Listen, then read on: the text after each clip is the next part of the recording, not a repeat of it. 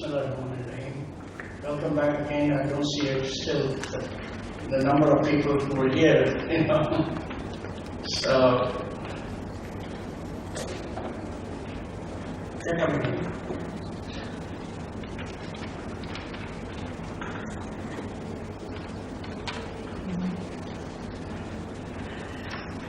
okay, as I said, the second half will be to apply, to look at a practical, to apply the first part in what we have examined in the first part, and see how they are projected in an actual paper. But before going into that, if there are some questions, any questions that you might like to ask from the first part, we can start there. If you don't have any questions, then perhaps it gives me the opportunity to ask you questions. So I will be asking questions as we go on. So, what I want to start by saying is that although we have sequenced a certain orderly pattern to writing scholarly papers, many papers don't follow that. Okay? Many papers that have been quite good, well accepted, well received, they have not followed that. However, the information is there. Okay? All the information that are required in these different steps, okay? A good title, later on as you cook it up, as you craft it, good title, then you have the background and the introduction, critical narrative, objective, then the next is the review of the literature, and then the methodology, and then an analysis, either from a methodological point and or methodical, including methods as the approach, and then the conclusion. Okay? The conclusion itself could bring in future ideas to throw prospect of future research or summarize some of the important lessons that you derive from the paper itself, the existing paper. So not all papers follow that, but nonetheless they are reputed, they are good papers, they are accepted in school journals and all that. So one of those papers I want to look into is Islamic economics still, but it might relate to the Department of Sharia and Economics, right? Is Islamic economics still in search of an identity? Okay. So perhaps that title may have been put after the paper was written. Okay. So now the paper is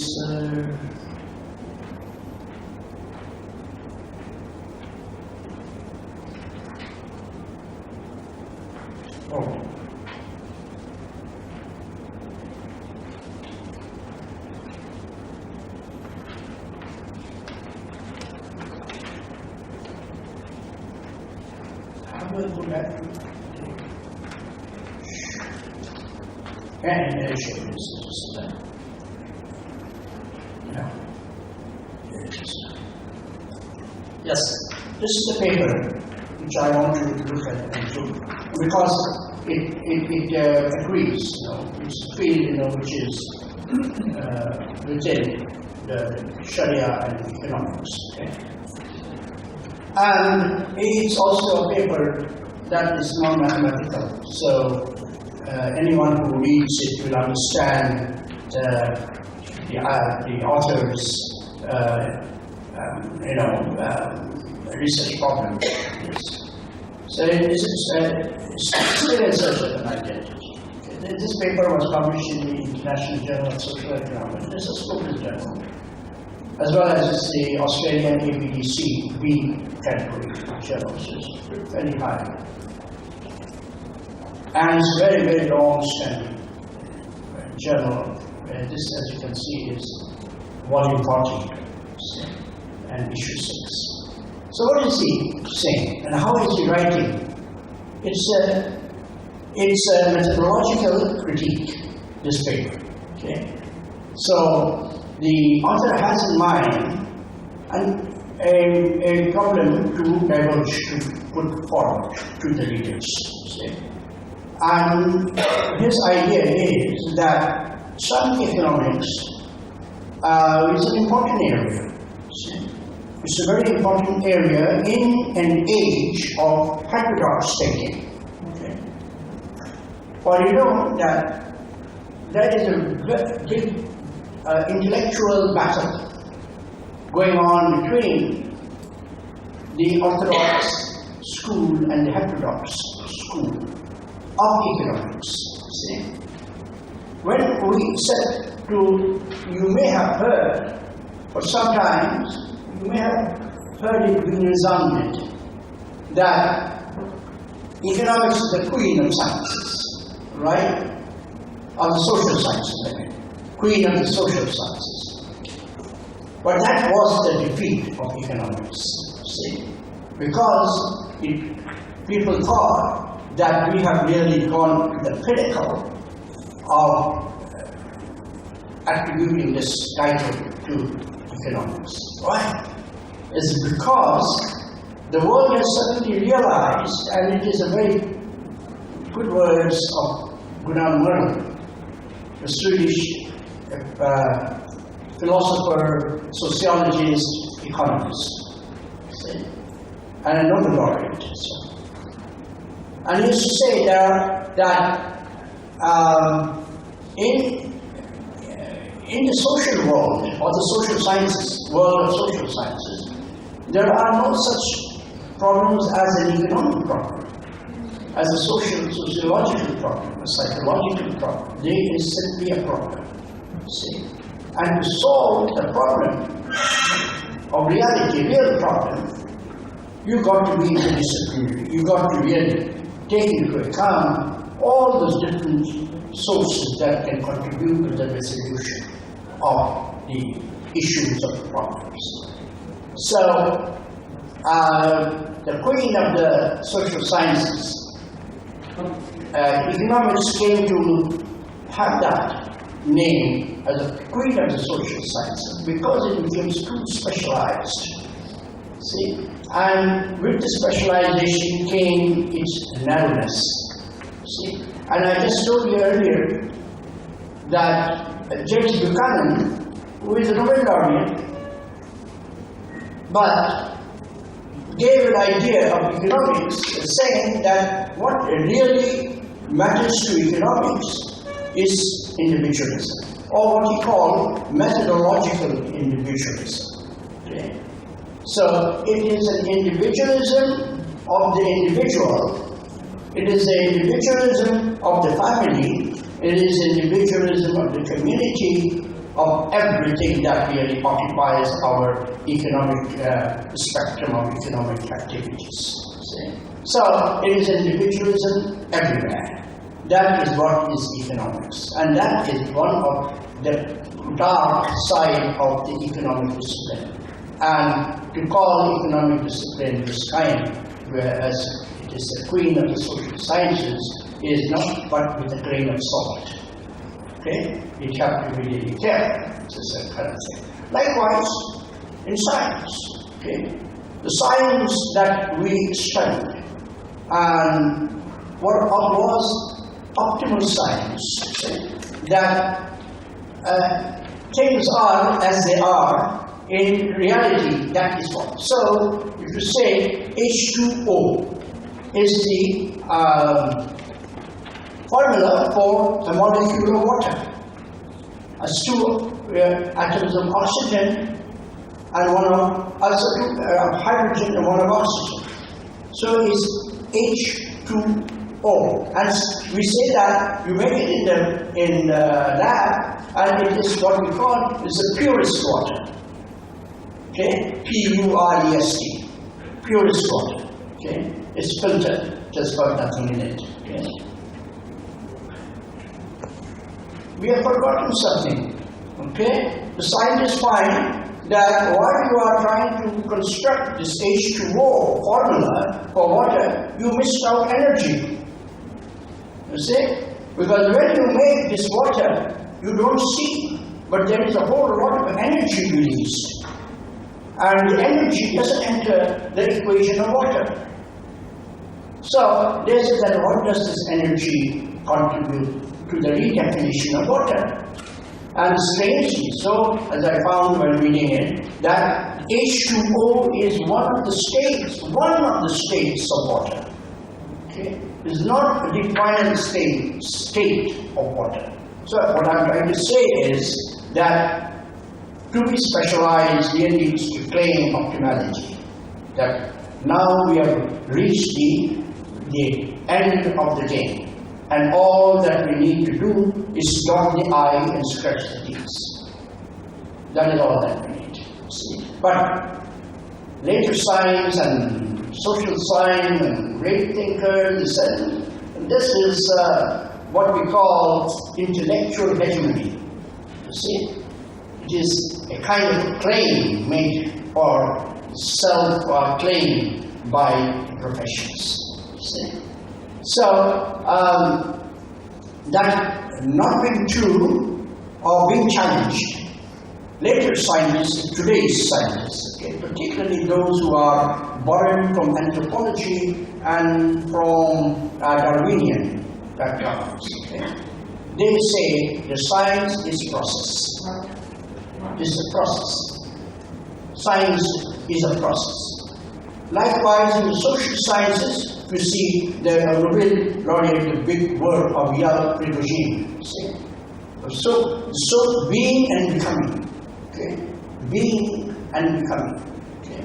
A thing becomes through a process. Alright? And these are intellectual, very of great high stature. They say that, well, that being you never see. You see? You never see. That is to say, you say that an engineer or a worker has made a brick. See, has made a brick. And the brick weighs this much and it has a shape of this kind. So, there is a process through which that brick was made. And it finally became a brick. But the moment it became a brick, it lost some of its weight. Okay? By the effect of weather, by putting it out there, people taking it out, and it lost some of its weight. And when it lost some of its weight, it subsequently also lost its shape. You don't recognize it. You see, you don't recognize that. But in the world of science, a small change can create. This is called the butterfly effect. You see? A butterfly effect. That is to say, science is so sensitive that if a small butterfly was to flap its wing in South America, right, that small flapping of the wing of the small butterfly can create a big snowstorm in Canada. You see, it's a meteorological, it's a dimension that is captured in meteorology. You see? So, a small thing can also create a big thing. And this is what we always find day in and day out in the stock market. You see, how the stock market has become so volatile, you see, unsettled, all right? So this is a thing along those lines, that Islamic economics is important. See, it is a field of new investigation. See? But however, what service have we done to that field of economics? Right? And he takes that approach, which is methodological approach. And the methodological approach that he's taking is now brought in this introduction, okay, the birth of the discipline. So first he goes on, and as anyone who is writing a certain topic on a certain topic, he will also try to introduce some elementary, well-known ideas. So he too is trying to take stock of what came about, what are the forces by which Islamic economics emerge. Okay? So he goes on and he talks about these traditional views.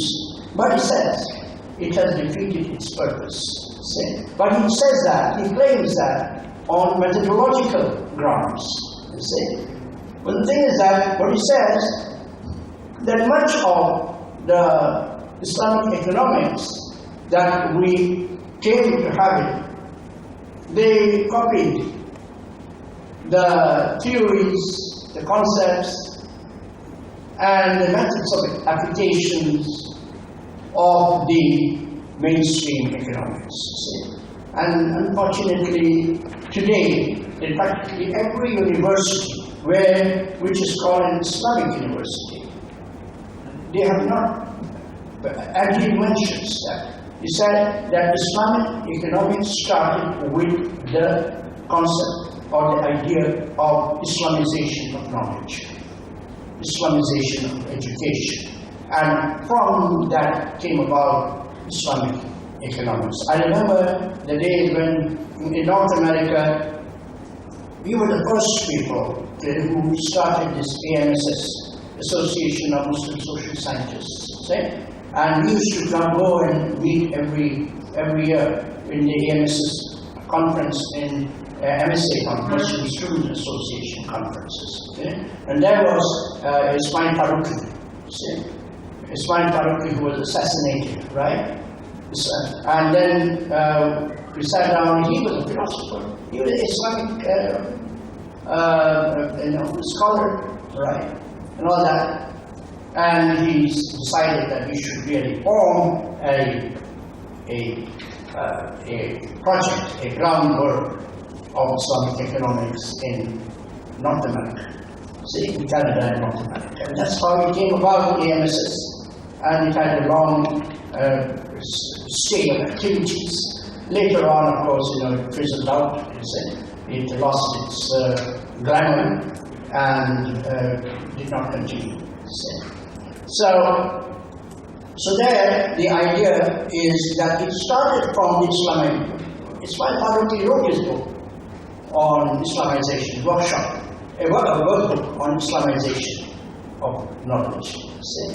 So this is a concern that he is trying to express, that when it came out of a project of Islamization, really, it failed to carry the Islamization grain, see, the blood, the element of Islamization in it. Okay? Then later on, even today, we recast our ideas. See, Islamization itself is not a good concept, as I see it. I can stand the correction. See, my idea can stand the correction. See, rather I would say teach Islamic economics, teach the Quran in a what do you call that? In a class of mathematics. See, Quran is not a book of that time. You see, that very solemnly is religious. See, it is not a book of that time that said I cannot be taught, nor touched, nor seen in a book of secularism. You see.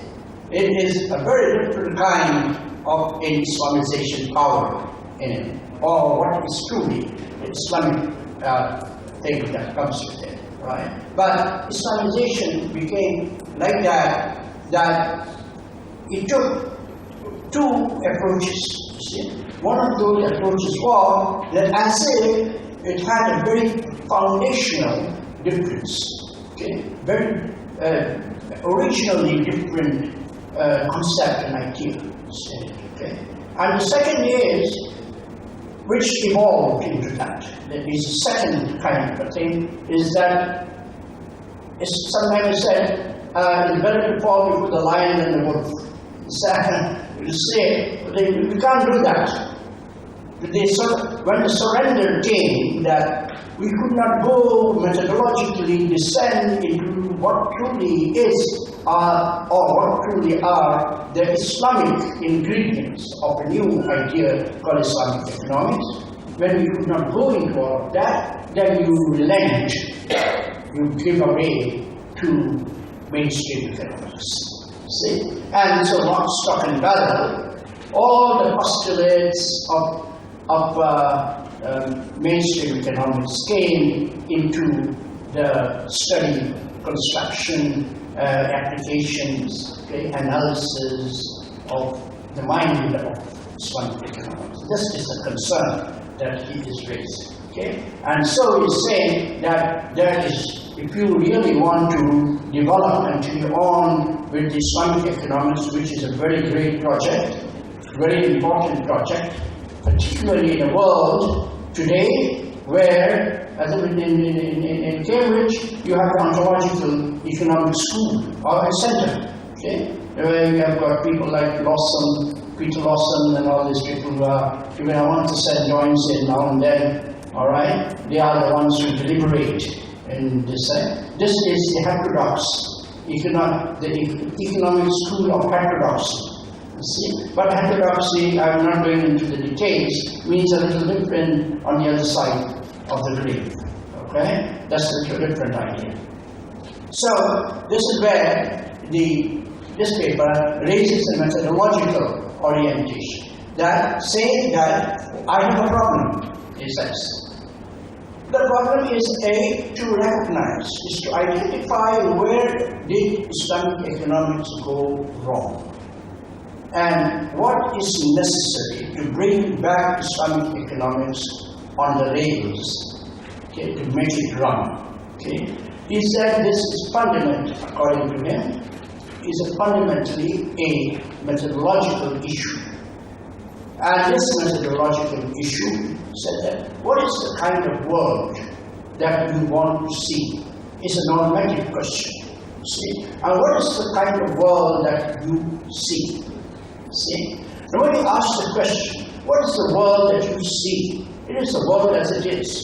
See? Your data, your information, your institution, all will be existing as it is today. And today has inherited from the past. See? So, if you take, for instance, econometrics, okay, which you study and should be really studied by all students, whether they are in Sharia economics or purely in economics, whatever. You see, this is a kind of an empirical tool, right? It is an empirical ability that gives ability, right? So, in econometrics, what do? We chart the past into the future. You see, our past is charted into the future. But so there is no change. You see, change is only in respect of time. Only time makes a change, the growth from 5% to 8%. This is a matter of time valuation. Alright? Not a big qualitative valuation of growth. See? The qualitative valuation of growth is redefine growth, okay? Or if you not only redefine growth, remeasure growth. You see, the very idea of new measure of economic welfare. There's the NBR, the National Bureau of Economic Research, used to do this kind of Nordhaus and all this kind of fellows used to do this work. So we have to know that econometrics, I stand the question. But if I stand the question, I will question all those who say that who tell the story along the same line. If you go and read today, and I've got a book on my table, see, on Keynes after 75 years. See, after 75 years, what has happened to the ideals of Keynes? How Keynes thought and what has happened? Keynes, John Maynard Keynes. Father of econometrics, father of macroeconomics. What has happened to all of that? So, we have carried that practice. Our enterprise has been to replicate the postulates of this mainstream economics, neoclassical economics. In fact, I was a neoclassicist. See, I got my degree on neoclassicism, basic of neoclassicism. See, today I think the word neoclassicism should not be uttered. See, that's the kind of feeling I have, not because of any other thing. Neoclassical economics did not kill the people in Istanbul today. That did kill, right? But that's not my concern. It is what we call methodological problem of this. This is where the methodological issues become so deep, according to what he's saying, that we got to really change the inner glove out. According to what he's trying to say, is that people have not thought the methodological orientation of the new science of Islamic economics. If you can give back that blood, what he's trying to say, you will create Islamic economics truly as what it ought to be. See? So now, he has the introduction and the enunciation of his idea. He doesn't have an objective. There is no clear-cut mention there of the objective. See?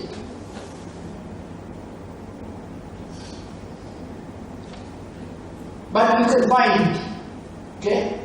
If you read through it, you will find that what we call embedded. It is embedded. It's within it. Okay? On the intellectual front, Muslim society and social scientists were too keenly aware of the impact that secularism and its natural corollary, the compartmentalization of knowledge, has had on the social sciences of the Western world. So he goes on like that on a critical basis. So he's raising a critical narrative along with his discussion of the literature. As I said to you, sometimes the literature review, people, writers, they bring in their viewpoints in order to emphasize the fact that, look, my thesis is supported by other writers as well. Okay? And those writers are coming from the review of the literature. So this is what he's trying to bring out, and it goes through history and all these kind of things, right? And so the thing is therefore mixed up in that. And then he goes and he puts the issue.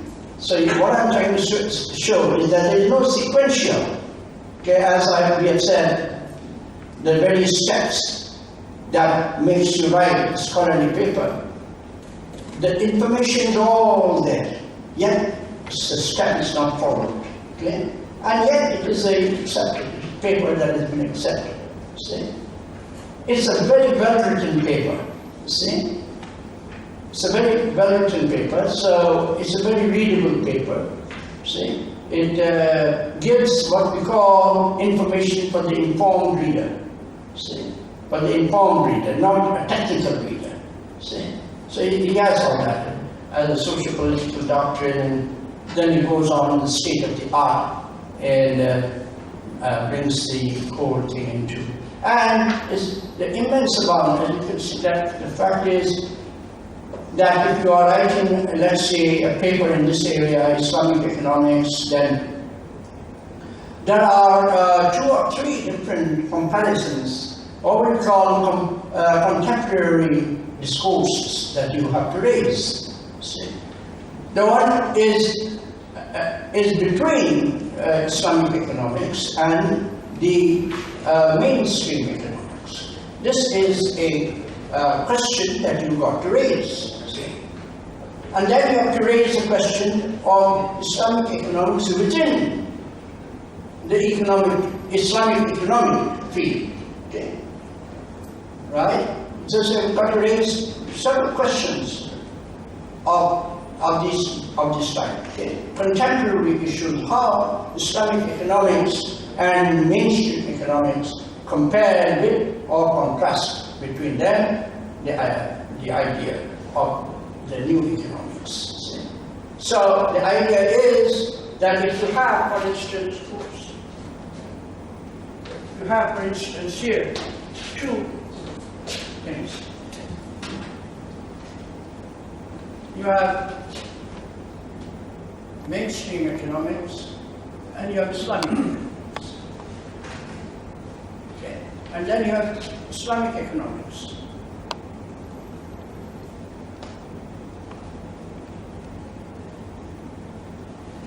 So now, if this is connected together, right? And if you say that there's a certain paradigm, certain way of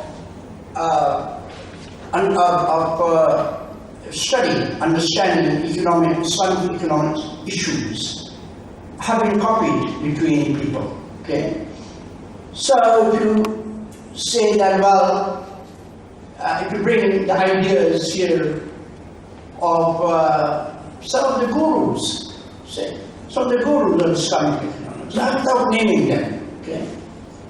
And they will say that, well, Islamic economics, what some will say, the Islamic economics permits competition, see? It permits technical competition. And yet another group within that same will say that there is only partial competition and partial cooperation between the two. Okay, so you've got within the Islamic economics school of Islamic economics, you have got no freeing, okay, from anything else but partially or fully accepting a certain standard accepted idea. See? So this Islamic economics, meeting Islamic economics, means that they collectively agree to pursue certain accepted that they have accepted. One of those ideas that they have accepted, as for instance, is competition. Yet there another idea that they've accepted is scarcity of resource. Okay? So these are some of the ideas that they did not quarrel about. They accepted them. So here therefore is the fact that they have certain axioms. And if these axioms are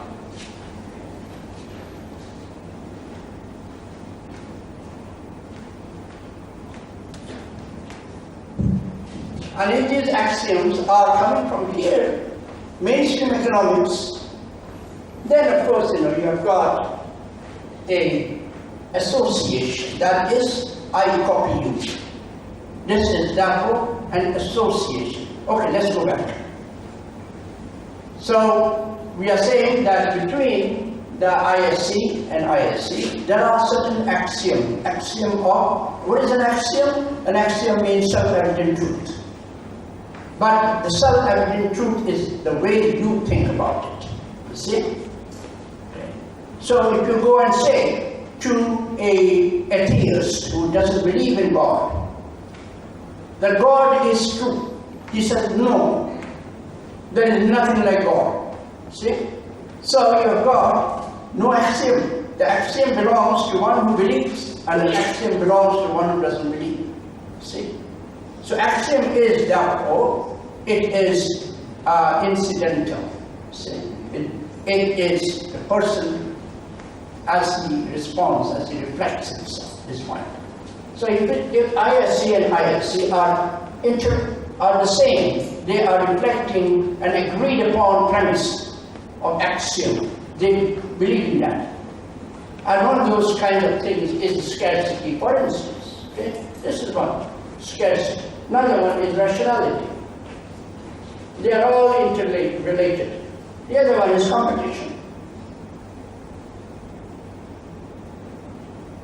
Or partial competition, partly this cooperation and partly.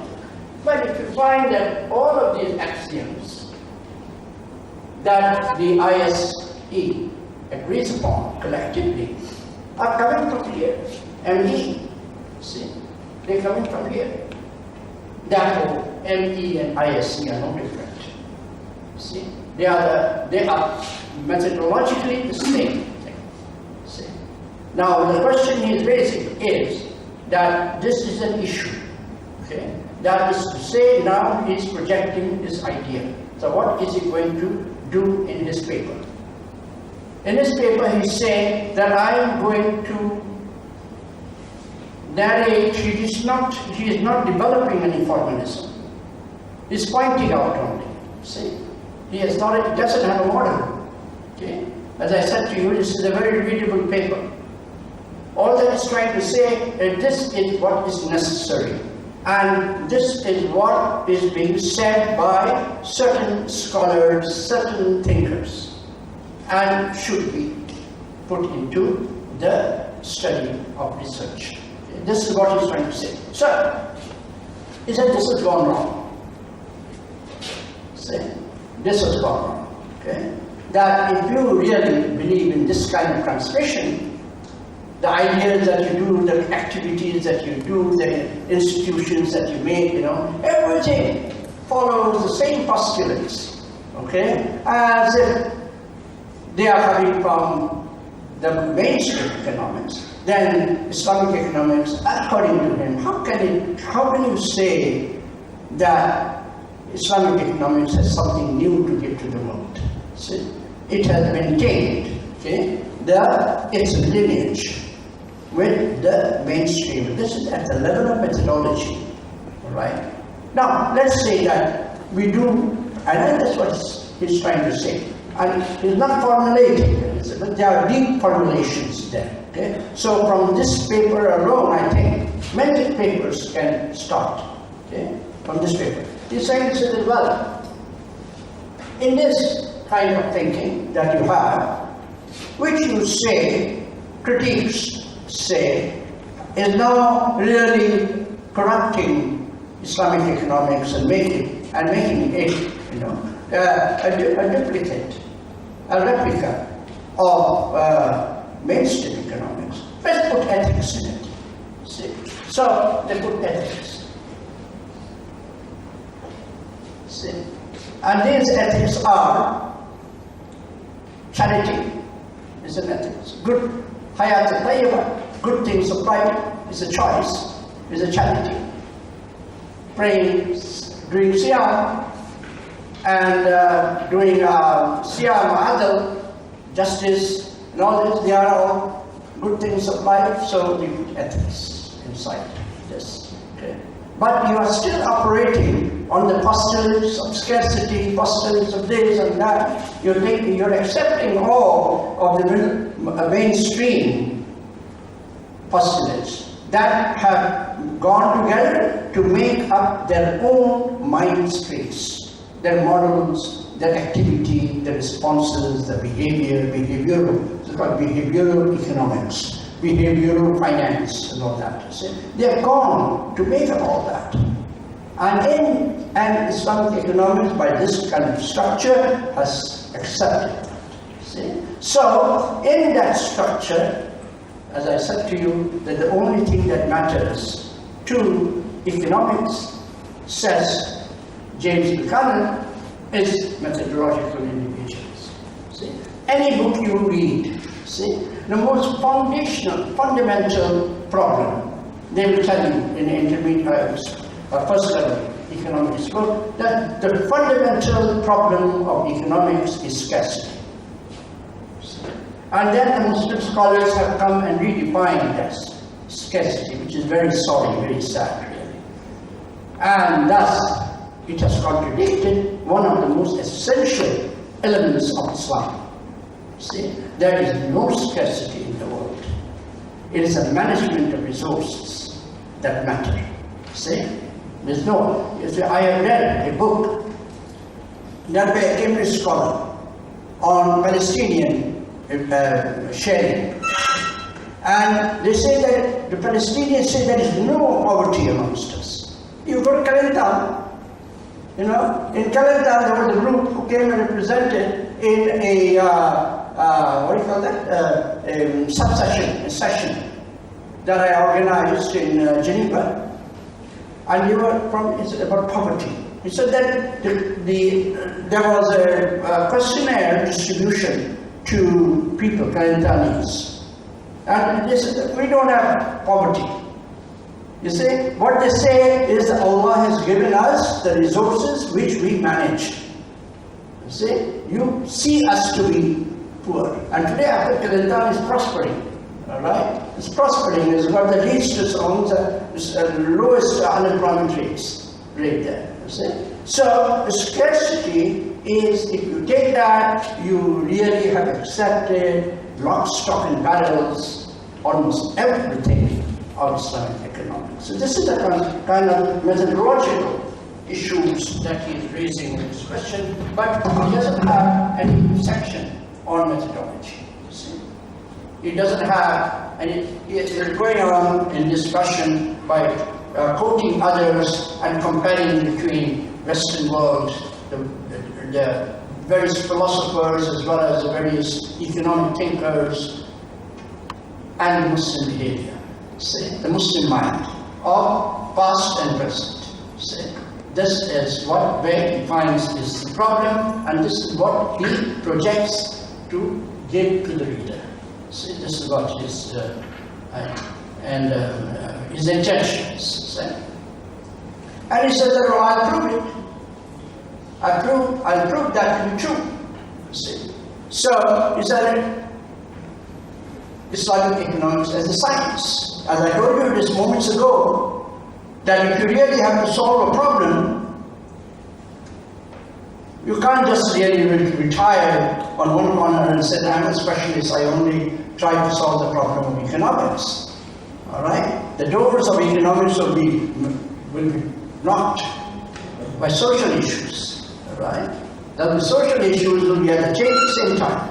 There will be many other different kinds of issues that will be knocking at the doors of economics. See? So there is no such kind of, as Munan Model used to say, that I just want to mention to you. So in Islamic economics, as a science, he poses the problem. He poses the problem, look, I'm going to tell you in my paper that Islamic economics is not that science, yet it is a science. See? It is a science. Because it is, what we call that, it conveys a message. Okay? So there is, through the methods and the formalism of Islamic economics, you can read the world. You see? You can explain the world. See? But it's still not science of that time. See? So it doesn't show any methods. This is by itself, even to hear that thing, rings a bell in your mind. What does it tell you? It tells you that if this is real, it's just like saying Goethe, the German philosopher Goethe, used to say, if this is Islam, are we not all in it? He used to say that. Okay? So, the idea is that the econometrics that we have inherited needs to be re-engineered. See? It needs to be re-engineered. See? The kind of predictive models that we make, see, need to be re-engineered. See? And that is why I so personally, even he studied that, so strongly feel that Islamic economics, the Quran and all this should be brought as books of mathematics when you're teaching science and other kinds of things. Right? Because these are new frontiers, but they are methodological. Okay? You will not find that on inductive basis. See? And when you have a methodological, you ask the question, what can I do? What is the alternative? See?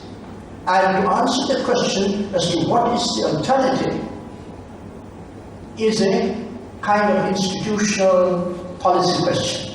See, policy is always raise this kind of thing. So that's what it is, no? So bringing ethics into the whole thing, he argues, is not good enough. Because this ethics will fall in the basket of scarcity. See, ethics will fall in the basket of scarcity and will render apart the relevance of Islamic economics to be independent of, giving something new in the world of economics, other than the mainstream economics. So lock, stock and barrel, all these things that they don't make it capable. See? So that, if you go back to what I was saying this morning, then of course you will have to take parts of this paper and put it inside the structured form, okay? The structured form of the 5 forms that I have given to you. Let's get back. So you understand that this is what it is. Say, for instance, if you say charity, okay? Let us say, you say charity in the month of Ramadan, okay? So this is a statement, okay, that Muslims ought to put charity, to give out charity, sadaqat, which is zakat, charity in the month of Ramadan. See? This is it's a statement that is positivistic, positive statement, because you are required to give sadaqat during the month of Ramadan. Okay, so it's actionable. It's an actionable duty. See? So an actionable duty really means to say a rule and law exists to make you do that. See? Hence it is a positivistic. Okay? But if you say that Muslims ought to give charity, so I've taken out the word from Ramadan, okay? Okay. This is a normative statement. See? That is to say that the spirit, if you combine the two together, then what is the result? If you combine the Ramadan spirit with the other one, which is open-ended, then you get what is called sustainability. See, this is the social sustainability. That ethics should be practiced in such a way that it should continue. See, it should continue throughout our lives. See? That you can see that even if you put ethics into the system as simply an injection of the thing, that someone is really guiding you to give the ethics into the system, but once that thing lifts itself away from the system, then of course the ethical meaning ceases to be, dies down. Okay? But ethics really has to be a continuous, sustainable fact. Okay? This is where you build in what we call endogenous phenomena. See? It is endogenous within the system. See? How do you transform your system? That is consciousness. See? So there are many things that you can get out of what he's trying to say, but he is not formalizing. Okay? So such a paper that you have is quite a good candidate for acceptance, because you are trying to put the state of the world as it is, and then trying to critically narrate within it. Critical narrative, you bringing it into that to say that this is the state of the argument. And on the basis of the argument, there are these people who thought or did not think. You see? And that is the status. That is to say, the groundwork of, according to him, the failure or the prospective success of Islamic economics. You fail, you don't do it, you fail, you do it, you win. See? So this is His paper is pointing out all of those kind of things, and then you can pick up small bits and things here and there to make a different paper. Okay? And you can take the same paper and you can put it into the structures that we have talked about this morning. Okay? So that's the kind of paper. And one more thing I wanted to point out from you is the conclusion that he draws, okay, at the end. His conclusion is of that time, as I said, is not really a repetition of the work he has done, but rather it is a lesson that we ought to know. Yeah. This paper set out to explore the notion of an Islamic economics as it has unfolded. See, that is how it come about in the literature over the last century. See. The motivation for it was well-intentioned. People make all of these things, they're well-intentioned. And its need is now more than ever before. See? Because this is the age. What is the most challenging thing of this age? You see? The most challenging thing of this age is the new world. You see? This new world starts from a new mind. See? That new mind is what we say is the theory of knowledge. See? What is the premise of reasoning? Okay? Because science is reasoning. Social science is reasoning. Okay? Anything that you make and break, this is called creative destruction. See? It's reasoning. Okay? So, if the challenge of the world today is a new world, which has its beginning in the way you think. See? That is the human potential. See? And this is the new world, which is the consciousness. Okay? In the Quran, we call that tasbih. See? Taqwa. Tasbih. Okay? So the world thinks, and you think along with it. See? Of that fundamental truth. Okay? To bring a new world. And the new world is the Khalqin Jadid. You see? It's the new creative order. You see? This is, I think, the greatest challenge of the present age. Almost universally accepted. But knowledge, cultivation, and a project as ambitious as that of developing a distinctive discipline cannot spontaneously arise in a vacuum. Okay?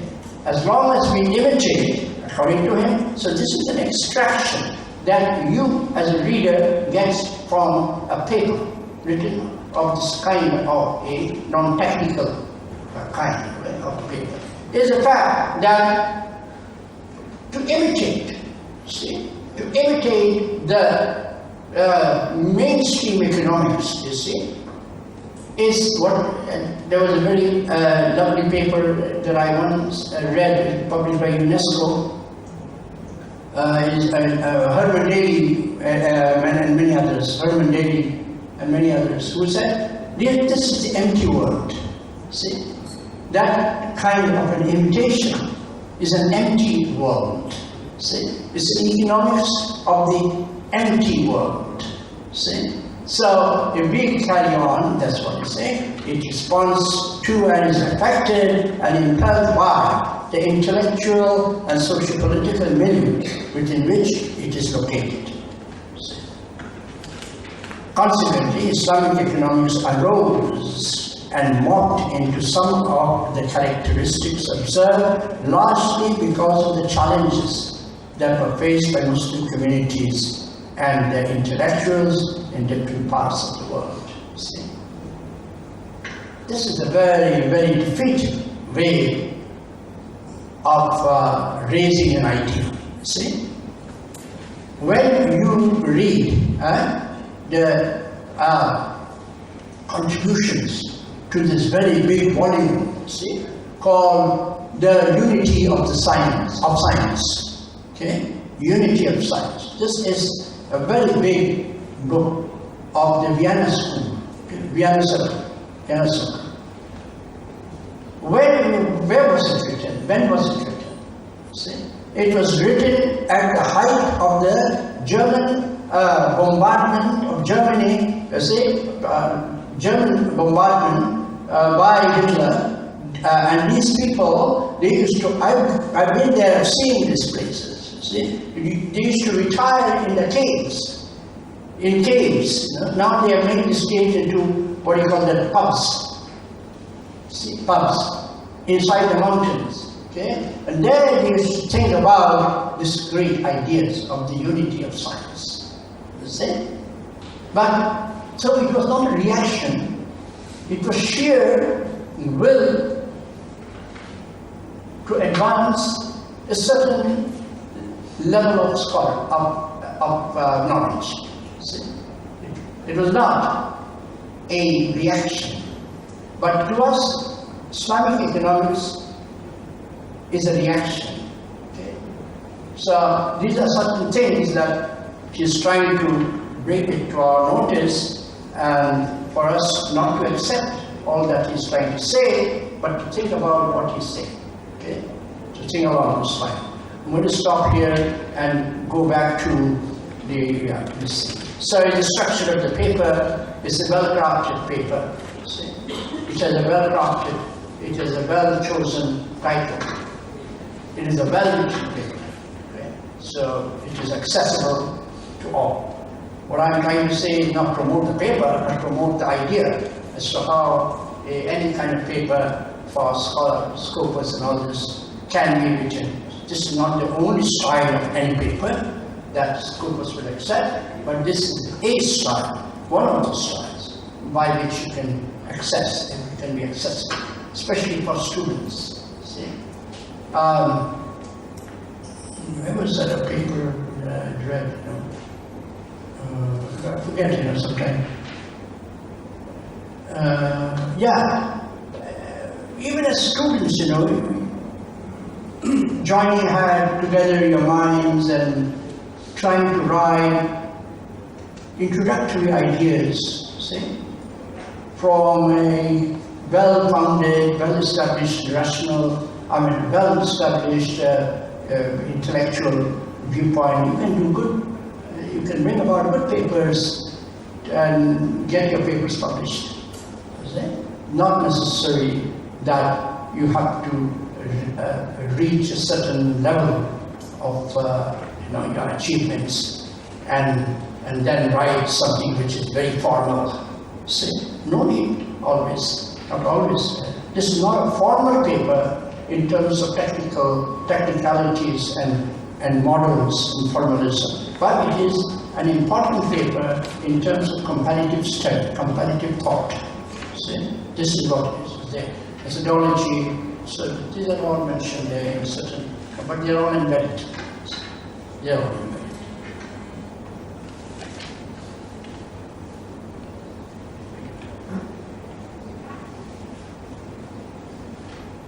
Yeah.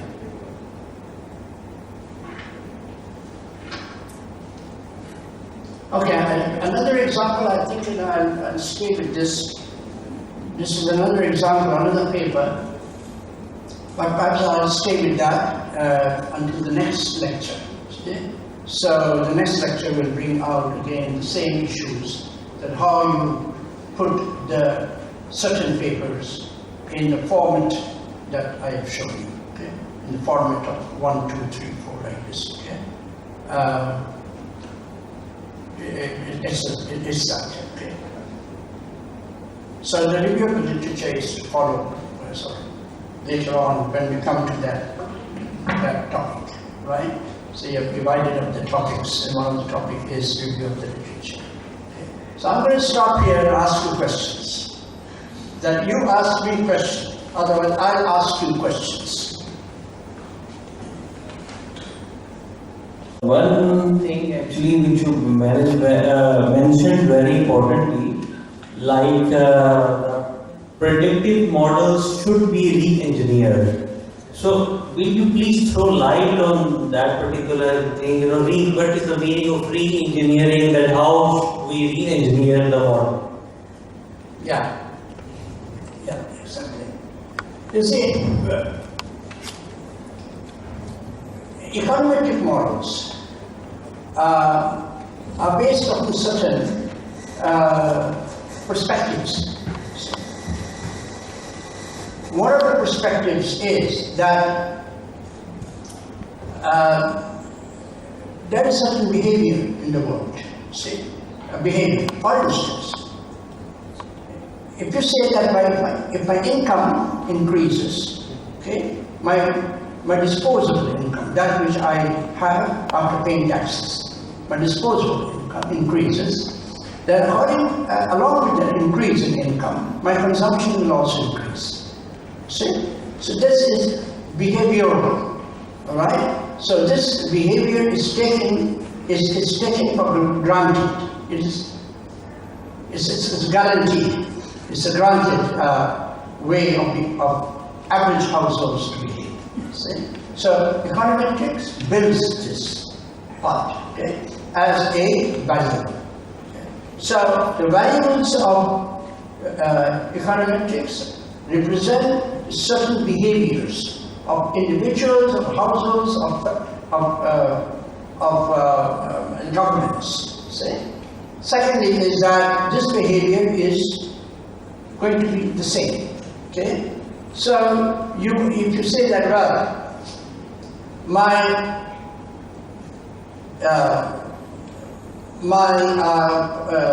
disposable income increases,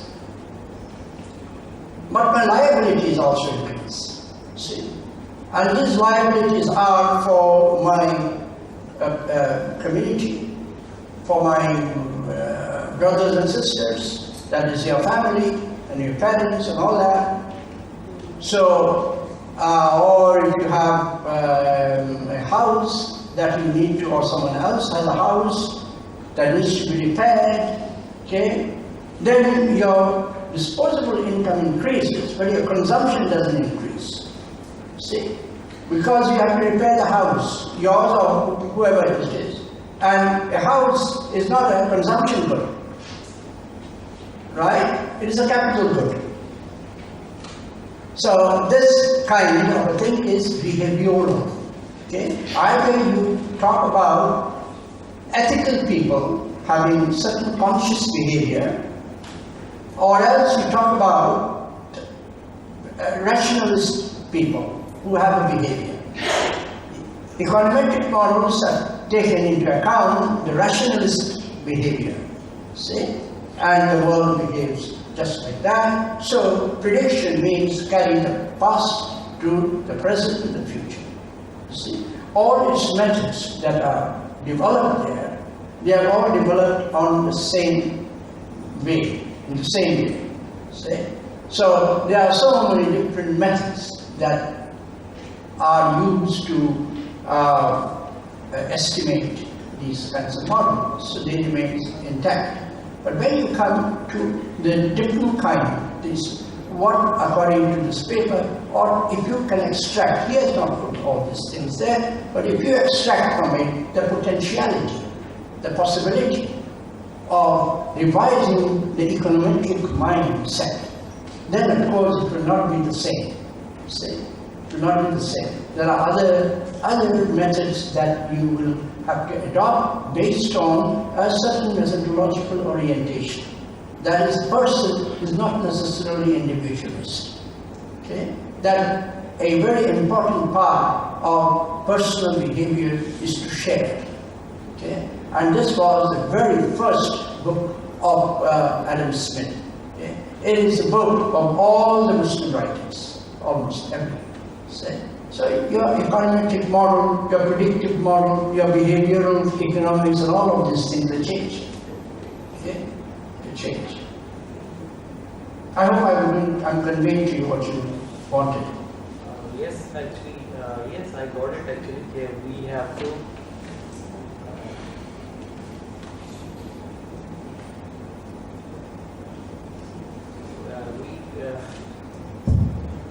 We have to re-engineer, means new ways actually to make an estimation, to make prediction, use new variables. Like as you said by giving example of that paper, that you can derive variables, new variables from this literature depicted by that particular author. Yes. This is what I get. Yes. Yeah. New variables, new ways, new preferences. See, new preference. Because in economics as such, you can't measure preference. See, a preference is my choice. I like, I dislike. You see, I like this, I don't like that. See, or this, and so on.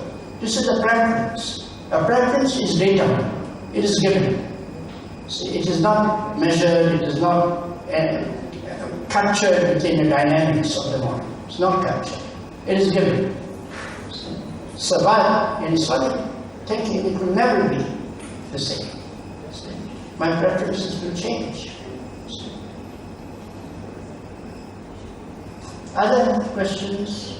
Other questions?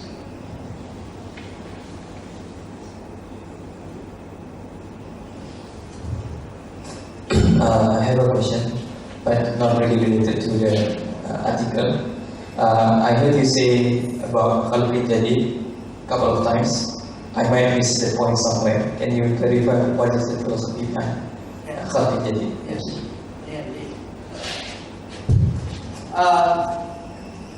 The word that I mentioned is the tip of the iceberg. It's a very big area, right?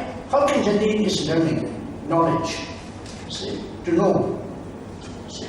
Otherwise, a new world will not arise. See.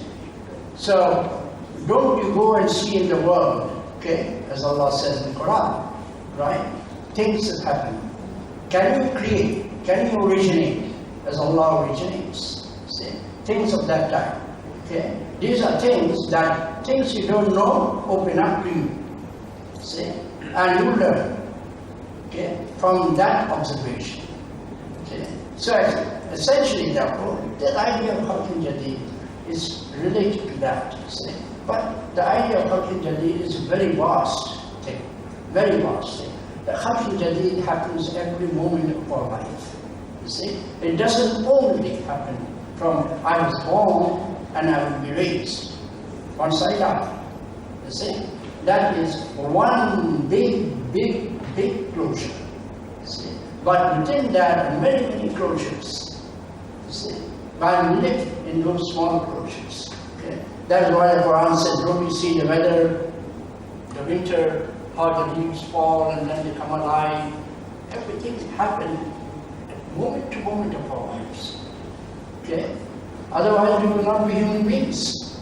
We will live in this world, die, we will be raised, but we won't live as human beings. Non-learning elements. This is what brings Islamic economics and finance and Sharia and all this in the whole gambit of evolutionary learning. Okay? Evolutionary learning. Khalqi Jadi is evolutionary. You know what is evolution? Increase, or decrease. Evolutionary. It's evolutionary. You read the books of Golding, Kenneth Golding, who wrote on evolutionary economics. Okay? And he applied that evolutionary economics to growth, development, and environment. Very good. More questions? Yes, please, anyone? Yes, sir. It's open. It's open to everyone. Any questions?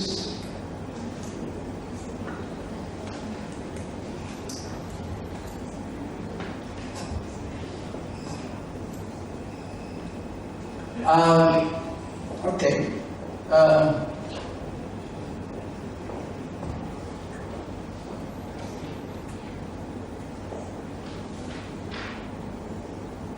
So what are they? Let me pose this to you.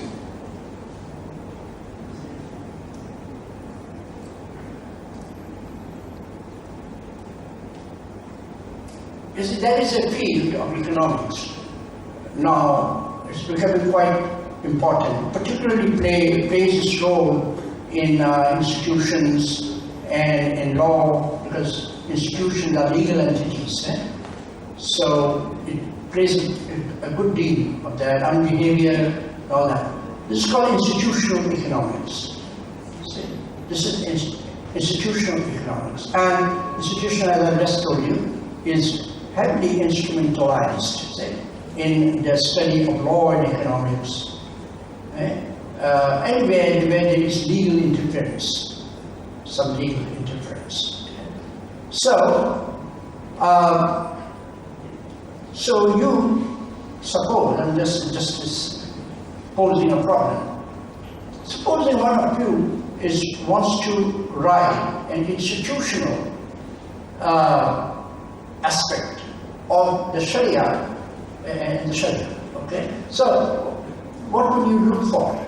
See? So you would say, we don't have data on what is the institutional aspect of the Sharia. See? So you would say that, well, Islamic banks are there, and Islamic banks do some financing which are claimed to be according to the Islamic way of doing. But you want to study Islamic consciousness. You see?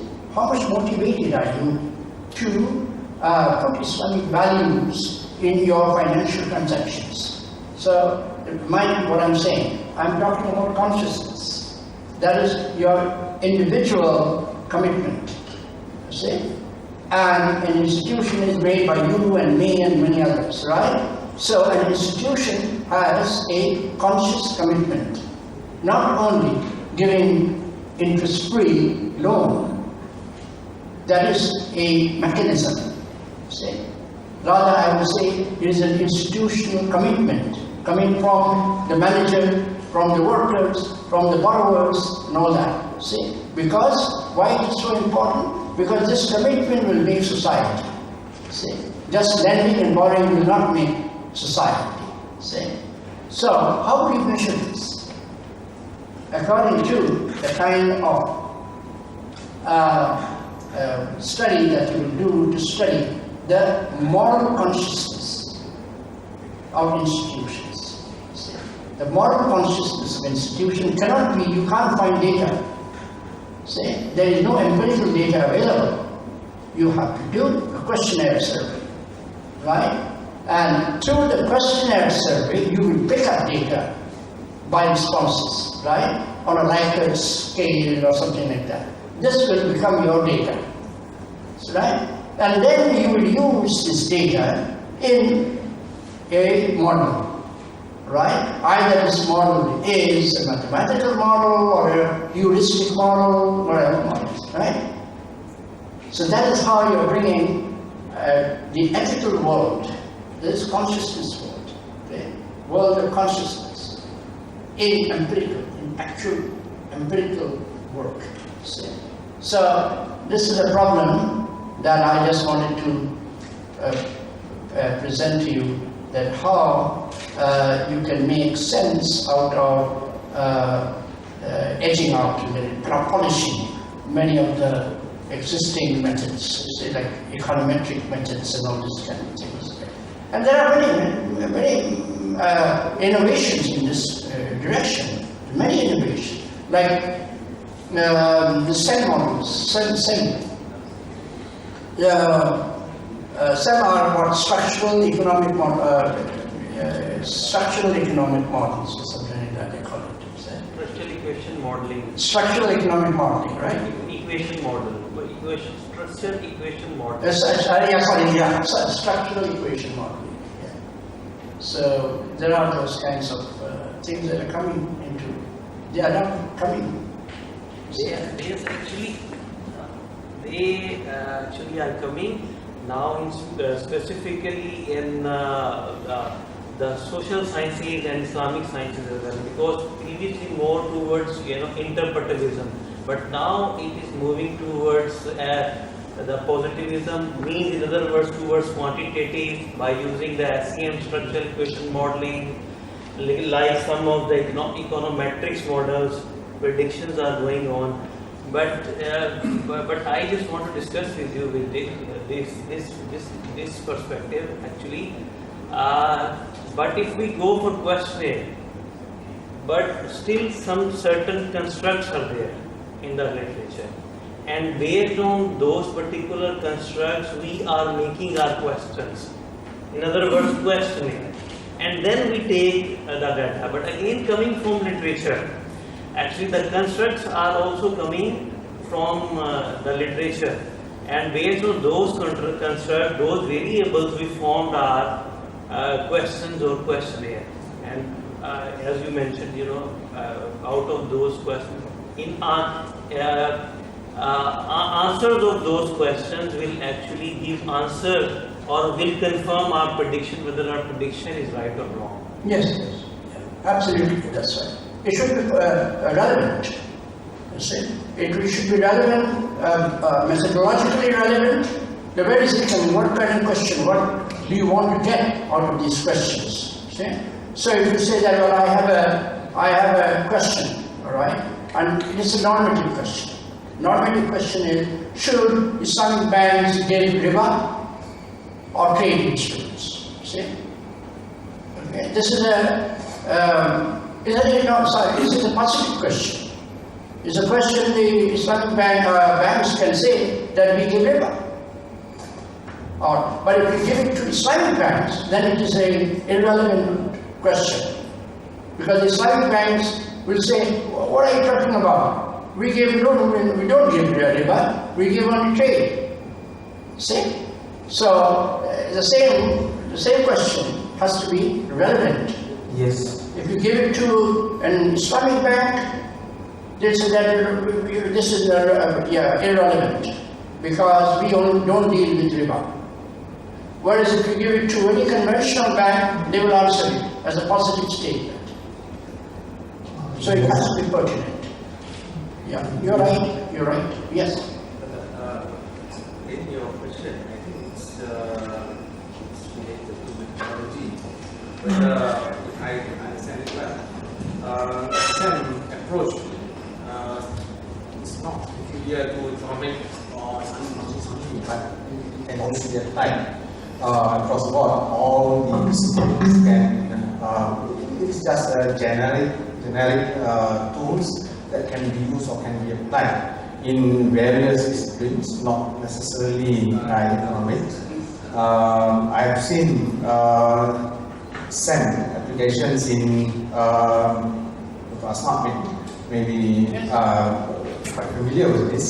In applications in even psychology, even in faith and also faith disciplines, they are using structural equation model. But again, it's for me. I think when I learned from Islam quite a long time ago, there was a debate between whether economists should, because during the 90s there are some economists that really like to see economy is about numbers. But Prof is not come from those school of thought. He said to analyze economy, you do not necessarily become a mathematician, economization, or whatever related to numbers, but you can also be philosophers. You can also analyze economic theory or economic issues from various angles, not necessarily pertaining or related to whatever numbers, which at that time it was thought that if you want to learn economy, then you must be what they say left the one those that are familiar with numbers, not necessarily. But again, the approach of SEM or whatever approach, statistical and non-statistical, I think it is just a mere approach or a perspective that can be taken in order to understand and to perceive whatever issues that we are going to learn. Okay, is there any other questions? Yeah, other questions?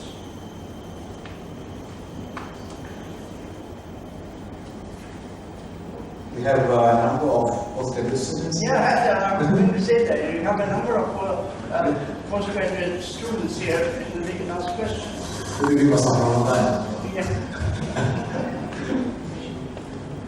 And for Shunun, maybe for every topic like this, I'm not sure whether our brothers here can Very keep up robust with areas. the pace or not. There are robust areas, very rich areas of econometric modeling along the kind of behavior, Islamic behavior. See? It is just not changing the variables or just using the same econometric models to make predictions. Not that. See? Very different. Yeah? But it is not what we say is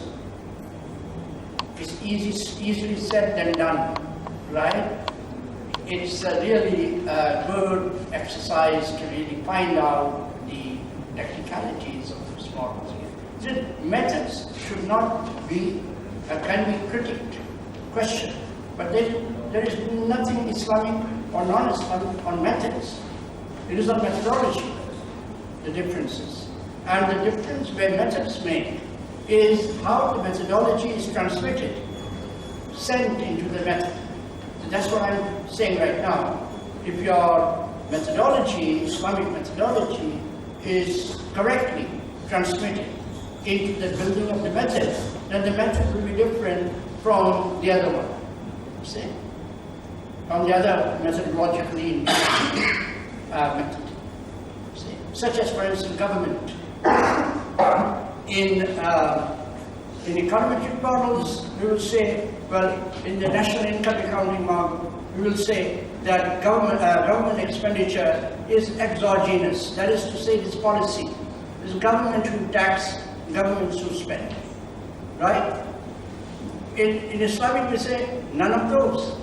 Government is a participant with the private sector. They get into shura, right? Interactive processes. And then they co-determine the spending. So the government spending, which is exogenous, that is to say externally enforced in the econometric model, see, becomes endogenous, opposite. It is systemically generated in Islamic system. So it's very different. So the idea is, don't throw it is just like saying, don't throw the baby with the bathwater. You can't just throw everything out, all right? But you can critique it. You can critically examine this. So there are very many issues. Many issues. So if you see the transformation is not that I'm good, you're bad. That is not the idea here. It is logically how things become different. So it's logical. So that is what is the important restructuring issue. Yes, please. Assalamualaikum warahmatullahi wabarakatuh. My name is Ibrahim Balai. I'm a PhD candidate at the Department of Sharia and Economics. Prof, I would like to ask, in relation to what we have been discussing, when it comes to publications. From what I've been able to observe, most of the papers, like what we're saying about SEM, Structural Equation Model, all these papers are written specifically for those who are in academia. But when you look at the larger society, we're doing this research to benefit the larger society. But still, the product, the output of the research is not getting to those people. So what do you think we can do so that this research can be meaningful and can be beneficial to the larger society? Yes, a very important question. In fact, if you remember this Ivan Illich, see? Ivan Illich was a French a freelance writer, see? And he wrote a book, De-Schooling Society. De-School Society. Why he said that? He said that many of the things that we teach, they are not transparent, they are opaque. See, the doctor uses, even for a common cold, he will use a very big word. So those things don't transmit, don't penetrate. I can't see. See? Actually, this is what is so very important, and this is an example of the paper I read. And I don't want to, overly, praise the author, but his paper is readable. See, if you are totally from any other discipline and you read this paper, you will understand it. And still, it got accepted and published in Scopus Journal. See the point? I think that is very important.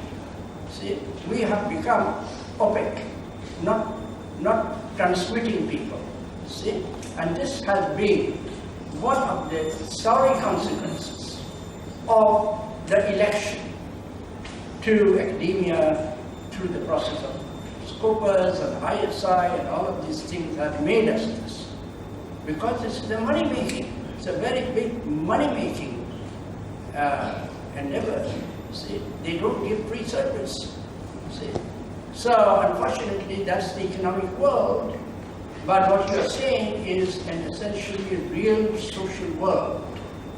See, and unless our ideas are not generated and transmitted socially, we will be specialists, listening to our own tunes, see, not sharing the tune. See. So it's 100% sure. And how do you really break that thing open? Yes, example is here.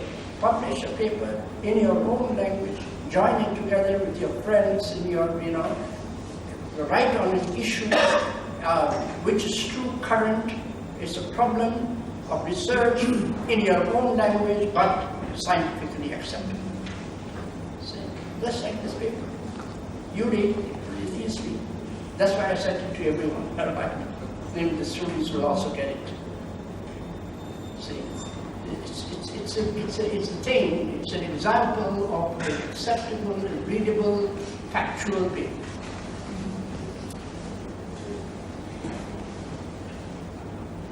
Yes, please. Assalamu alaikum. Alaikum salam.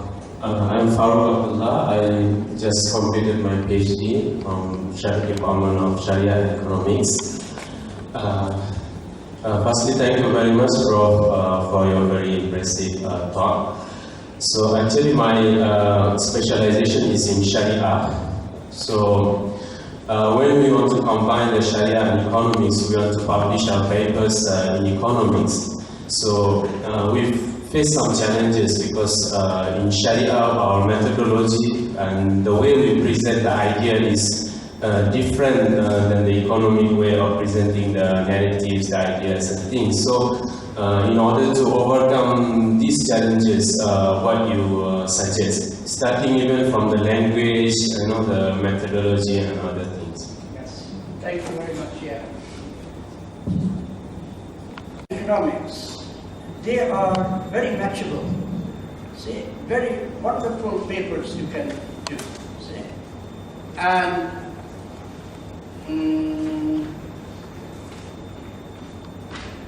through my own experience, because I have published in there, these are Scopus journals, and they are ranked in the sense that the deans, Australian deans and all that, they rank it. It's the International Journal of Law and Management. Yeah. So, my paper was on, it was a very extensive, it was a paper on Maqasid al-Sharia. They published it, right?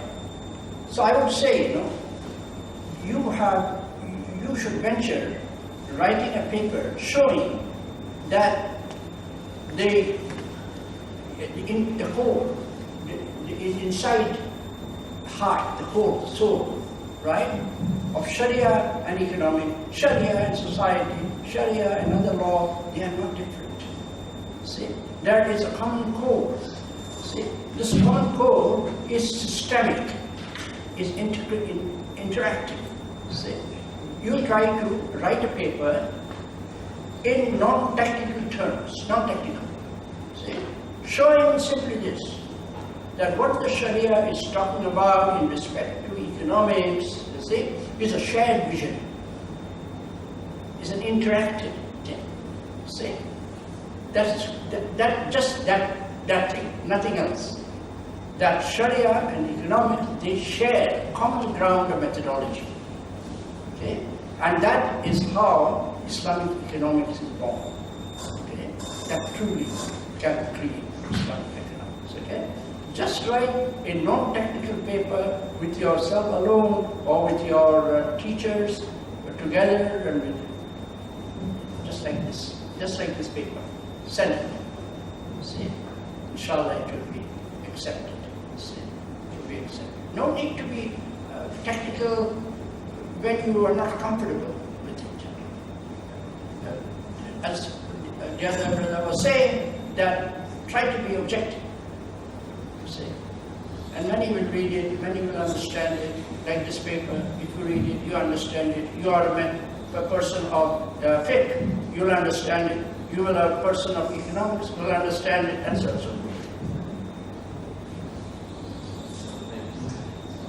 Another one more question, Prof. For those of us who are still in the, for those of us who are still in the process of completing our studies, maybe along the line,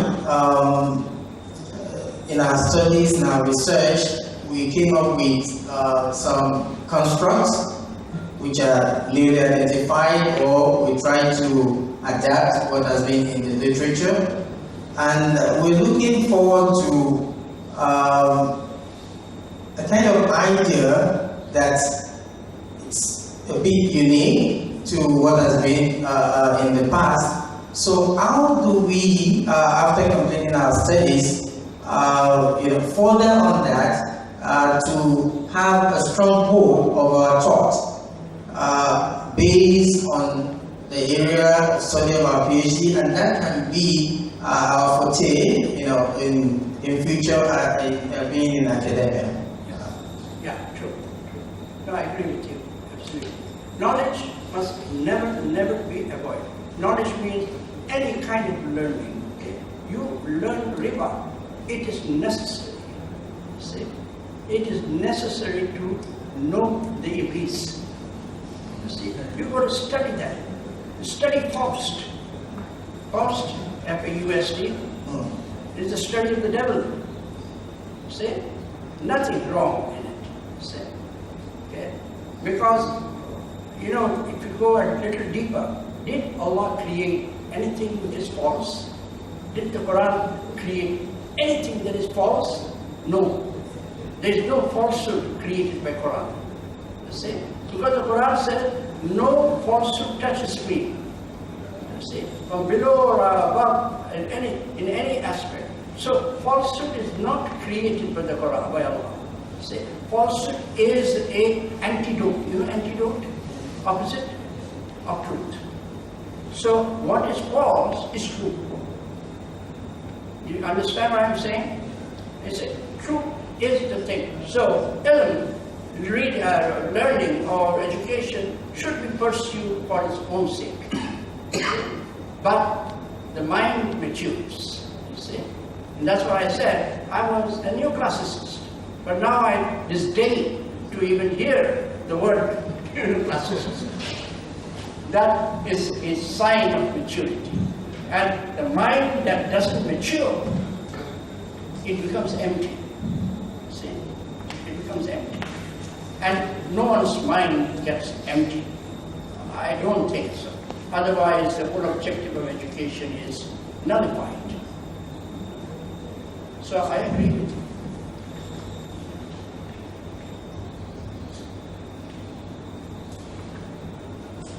Anyone else from that side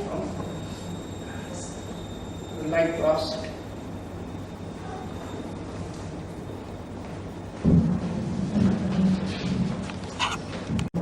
Is there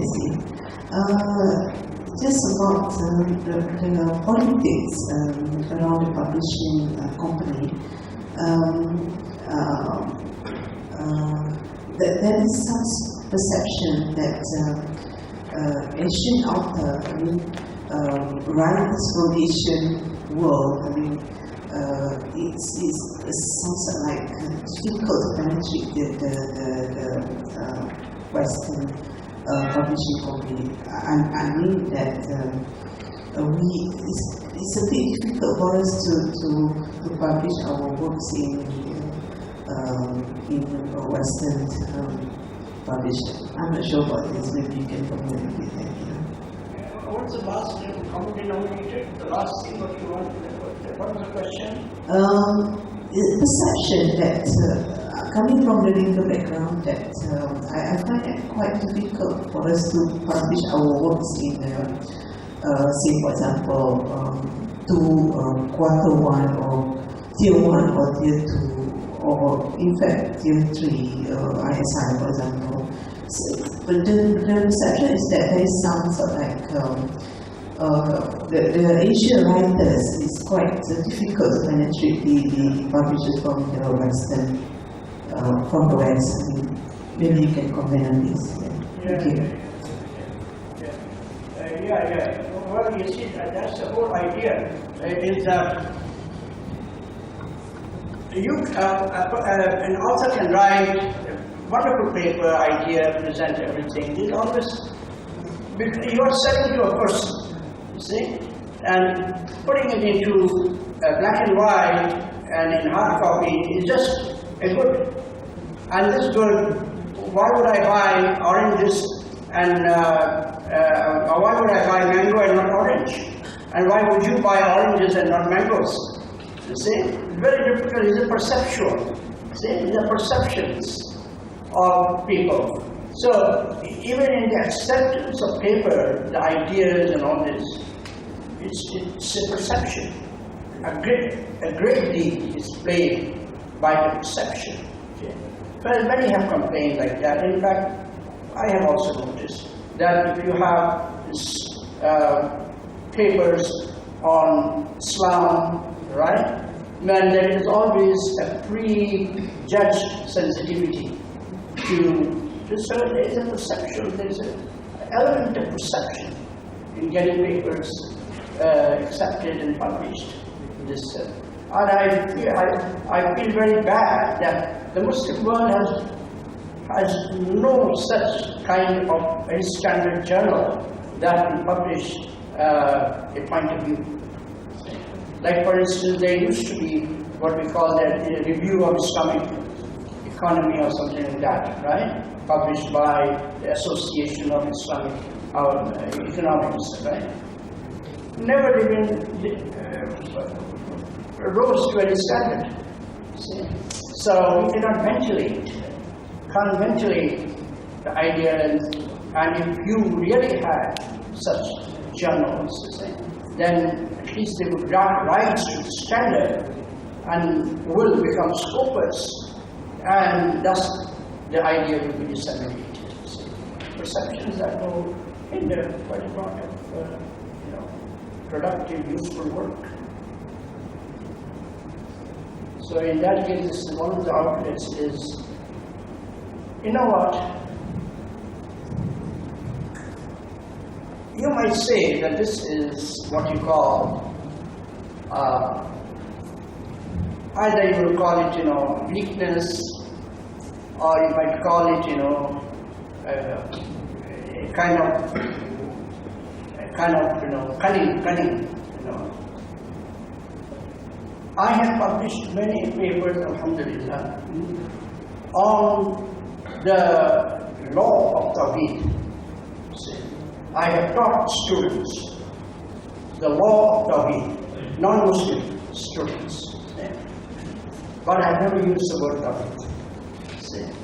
In doing so, I explain the whole law, the law of Tawheed, not my aqidah, the law of Tawheed, as unity of knowledge. And they all understand that. There is a book also published by Edward Wilson, Conscience. Conscience means unity of knowledge. And we all understand that. See?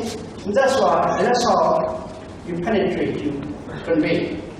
But there must come a time I can understand that just hiding in sheep's clothing, see, really doesn't work out. One has to bear the shahada, see, to say that this is coming from where.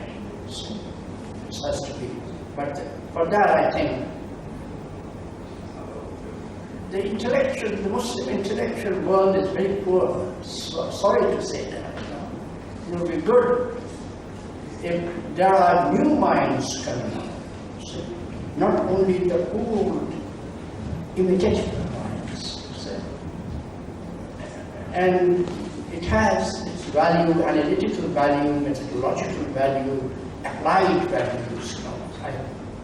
I just wish that the Muslim world will rise to that standard, that potentiality to create that kind of way, so, which can be taken through education, teaching, pedagogy, publication, dissemination of ideas,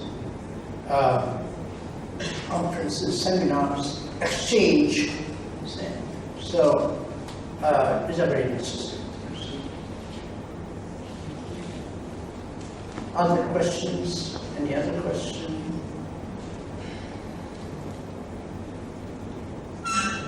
So what time is it? Not too late. 1 o'clock only. So we go for 1:30, salam and then find our ways. Dr. Aziz, as you wish. If you have questions, I'm free to give you. Any last question? Mind to give you answers.